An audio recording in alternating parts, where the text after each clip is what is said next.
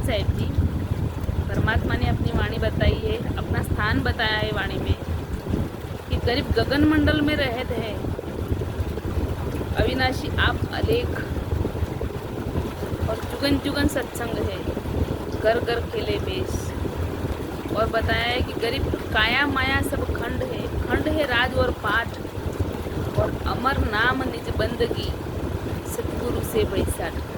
इसका पावर परमात्मा ने समझाया है, हमारे गुरुदेव ने लिख करके लिखित करा हुआ है। सच साहिब बताते हैं आपको इसका पावर। पूर्ण परमात्मा गगन मंडल यानी ऊपर आकाश में रहता है, जो अविनाशी और अलेख है।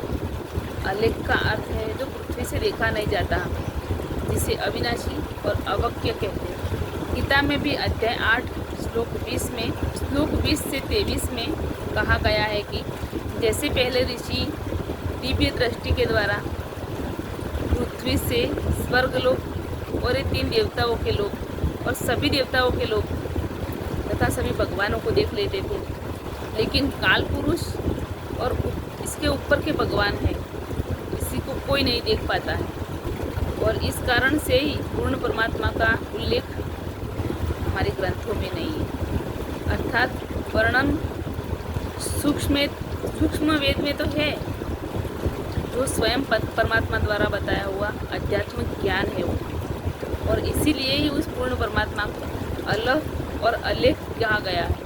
और उस पूर्ण परमात्मा को देखने के लिए सच्चे सद्गुरु की ज़रूरत पड़ती है, और उनसे नाम दीक्षा लेकर सद्भक्ति करनी पड़ती है, तब भी हमें उनके पास पहुंचा जा सकता है।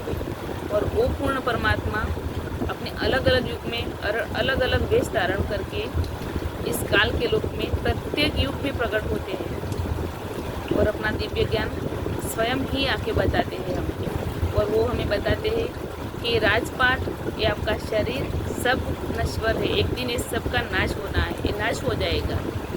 केवल सद्गुरु, सच्चे सद्गुरु से मिलन और उनके द्वारा दिया गया निज नाम ही अमर है। और यदि हमको सच्चे मंत्र नहीं मिले हैं तो अन्य नामों का जाप और सुमरन और यज्ञ करना भी सब व्यर्थ है।